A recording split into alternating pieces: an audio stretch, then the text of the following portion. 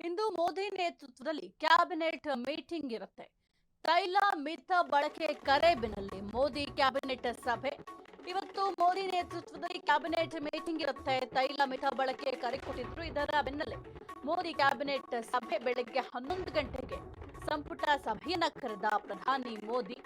ದೆಹಲಿಯಲ್ಲಿ ಕೇಂದ್ರ ಸಚಿವ ಸಂಪುಟದ ಉನ್ನತ ಮಟ್ಟದ ಸಭೆ. ಇಂಧನ ಉಳಿತಾಯ, ವರ್ಕ್ ಫ್ರಂ ಹೋಮ್, ಆನ್ಲೈನ್ ತರಗತಿ, 1 ವರ್ಷ ಚಿನ್ನ ಖರೀದಿಸಬೇಡಿ ಎಂಬ ಕರೆಯ ಬೆನ್ನಲ್ಲೇ ಮಹತ್ವದ ಸಭೆ. ಇವತ್ತು ಮೋದಿಯವರ ನೇತೃತ್ವದಲ್ಲಿ ಒಂದು ಕ್ಯಾಬಿನೆಟ್ ಮೀಟಿಂಗ್ ನಡೆಯುತ್ತೆ.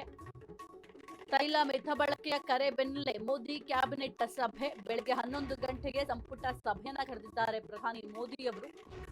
ದೆಹಲಿಯಲ್ಲಿ ಕೇಂದ್ರ ಸಚಿವ ಸಂಪುಟದ ಉನ್ನತ ಮಟ್ಟದ ಸಭೆಯನ್ನ ನಡೆಸಲಾಗುತ್ತೆ. ಇಂಧನ ಉಳಿತಾಯ, ವರ್ಕ್ ಫ್ರಂ ಹೋಮ್, ಆನ್ಲೈನ್ ತರಗತಿ, 1 ವರ್ಷ ಚಿನ್ನ ಖರೀದಿಸಬೇಡಿ ಎಂಬ ಕರೆಯ ಬೆನ್ನಲ್ಲೇ ಮಹತ್ವದ ಸಭೆಯನ್ನ ಮಾಡಲಾಗುತ್ತೆ. ಬಹಳ ಮುಖ್ಯವಾಗಿ ಮೋದಿಯವರು ಕರೆಯನ್ನ ಕೊಟ್ಟಿದ್ರು. ಒಂದು ತೈಲವನ್ನ ಮಿತವಾಗಿ ಬಳಕೆ ಮಾಡಿ, ಜೊತೆಗೆ ಮನೆಯಲ್ಲೇ ಒಂದು ಕೆಲಸವನ್ನ ಮಾಡ್ಕೊಳ್ಳಿ ಅಂದ್ರೆ ವರ್ಕ್ ಫ್ರಮ್ ಹೋಮ್, ಆ ರೀತಿಯಾಗಿ ಅಂದ್ರೆ ಕೋವಿಡ್ ಟೈಮ್ ಅಲ್ಲಿ ಯಾವ ರೀತಿಯ ಒಂದು ನಿಯಮಗಳನ್ನು ಅನುಸರಿಸಲಾಗ್ತಾ ಇತ್ತು, ಅದೇ ರೀತಿಯಲ್ಲಿ ಈಗಲೂ ಕೂಡ ಆ ಒಂದು ನಿಯಮಗಳನ್ನ ಪಾಲನೆ ಮಾಡಿ, ಬಹಳ ಮುಖ್ಯವಾಗಿ 1 ವರ್ಷ ಚಿನ್ನವನ್ನ ಖರೀದಿ ಮಾಡ್ಲಿಕ್ಕೆ ಹೋಗಬೇಡಿ.